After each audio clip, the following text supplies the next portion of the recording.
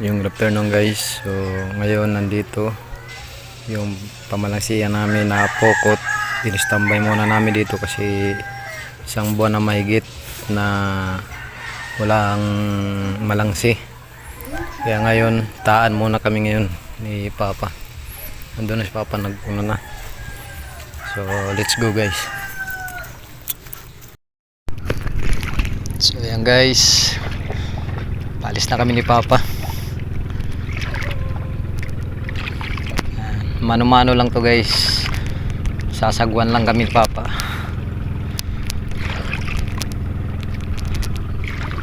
So mamaya baka hindi tayo makapag video sa pag-area natin. Titignan natin kasi wala tayong mapaglagyan sa cellphone para makita nyo yung pag-area namin. Pero tatry namin guys. Bang-abang na lang kayo dyan guys.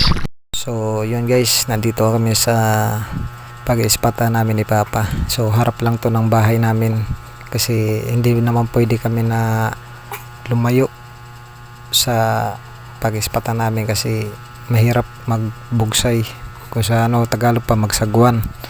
So ngayon guys, sa mga nagtatanong kung bakit nagtsatsaga kami muna sa pagsasagwan, dahil yung pambot na ito is matagal na siyang sira yung makina namin, tapos pinagtsatsagan lang din namin yung lambat. So kung ipapakita ko, di ko na ipapakita sa inyo guys kasi marami na siyang mga butas-butas. Kahit anong repair ni Papa hindi talaga maiwasan na hindi sumabit dun sa mga bato sa ilalim. Kaya talaga pinagtsatsagan muna namin tong lambat na kahit luma na importante meron lang kami pagkukunan ng income. So siya nga pala guys, salamat din pala sa mga subscriber natin dyan. Kahit matagal na rin tayo hindi nakakapag-upload, is marami pa rin nagsusubscribe sa atin. So ito na nga guys, ilulugar lang natin tong pambot namin. Kaya mag-uumpisa na kami dyan mag-area ni Papa. Ako ang mag-area dyan at si Papa naman ang magsasagwan.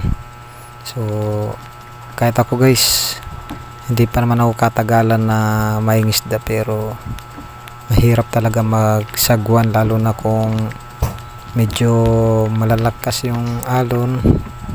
Dito guys kalmado lang yung alon, pero hirap pa rin talaga kami magsagwan. So ito guys, inumpisahan ko na mag-area. So ang gagawin ko dyan guys, hindi ko na papahabain yung video natin na to na pag-area kasi abutan tayo ng siyam. Kaya ikakat ko na lang dito guys hanggang sa matapos tong pag-area natin.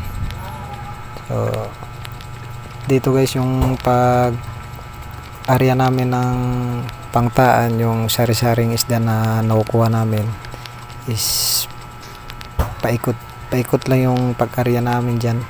Hindi siya yung diretsuhan kasi yung minsan pag nag-area kami ng mga solid, mga sari-saring isda, is ang ginagawa namin diretso lang yung pag-area. Pero dito guys, paliko siya, pa-circle yung pag namin sa lambat. So bibihira lang namin to gagawin guys. Ngayon lang namin to ginawa dahil sa nagsasagwan lang kami. So sinusubukan din ni Papa kung may huli kami dito sa pag-area namin na paikot lang yung pag-area, hindi yung pa-diretso. So sana bigyan tayo ng blessings ni Lord na kahit sagwan lang yung gamit namin, kahit hirap kami magsagwan, is sana may kuha kami. So antayin-tayin lang kayo nyan guys. Let's go. So yun na nga guys, tapos na tayo mag-area. Yun na nga yung sinasabi ko sa inyo guys, na ikakat na lang natin kasi abutan tayo ng siyam. So baka napapansin nyo dyan guys na medyo seryoso tayo. So ganun lang talaga guys, ganun lang kami pag mangisda, seryoso talaga, lalong lalo na dyan guys na ramdam din namin at hirap yung nangyayari sa buhay namin dahil nga wala na ngang makina at wala, matumal din yung mga huli namin or mga isda. Is ganun pa yung nangyari. Nagtsatsaga muna kami sa pagsasagwan. Salamat nga pala sa mga bagong subscriber at sa mga subscriber natin dyan, sa mga solid subscriber. So kahit isang buwan na mahigit tayo hindi nakakapag-upload sa YouTube namin, is patuloy pa rin kami sinusuportahan. So maraming salamat po sa inyo dahil malaking tulong na po ito para sa amin. So hindi ako nagsasawang magpasalamat sa inyo guys. Maraming salamat sa inyo sa pagsuporta nyo sa amin, pagsubaybay. So sa mga napadaan lang dito sa YouTube channel namin, please naman po pa-subscribe sa aming YouTube channel kasi malaking bagay na po ito sa amin sa panghanap buhay, sa lahat na mangingisda dyan. Shoutout po sa inyo. God bless po at mag-iingat po tayong lahat. So let's go guys. So dito guys makikita nyo nagumpisa na si Papa maghila ng lambat at alam nyo guys, habang nagsasagwan ako is nakikita ko si Papa talaga hirap na hirap talaga dyan, pagod at sakit ng bewang niya sa paghihila ng lambat dahil sumabit talaga dyan yung lambat namin. Kaya hirap na hirap talaga dyan si Papa. Wala kami, no choice talaga kami kasi wala kaming makina, sagwan lang yung gamit namin. Hindi kagaya kung may makina, kahit sumabit is paaanda rin lang namin para madali lang siya mahila. Pero walang imposible sa Panginoon dahil hindi rin naman nagtagal dyan is bumalik din sa normal yung paghihila namin ng lambat. Kaya sa awa ng Diyos is naging okay dyan yung paghihila ng lambat ni Papa.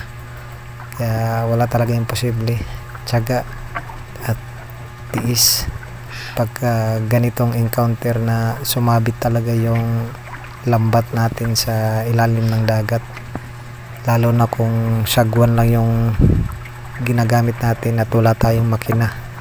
Guys, kung napapansin nyo may naririnig kayong iyak ng bata, pagpasensyahan nyo na guys kasi hinihinaan ko lang yung boses ko habang nagbo-voice over ako dahil nagbabantay ako sa anak ko. Nagpapatulog habang nagbo-voice over ako guys, so nagpapatulog din ako sa anak ko na maliit. So dyan guys, so abang-abangan nyo na lang, tapusin nyo tong video na to.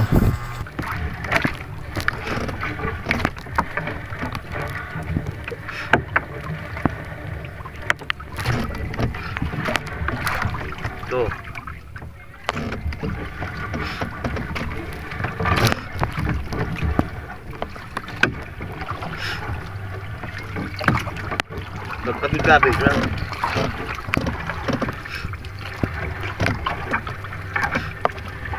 Suga nyo. Magkabig-kabig lang.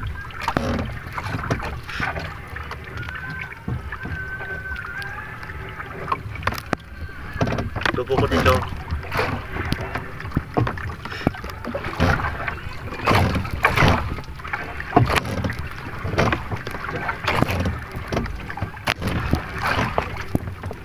Pinay ra?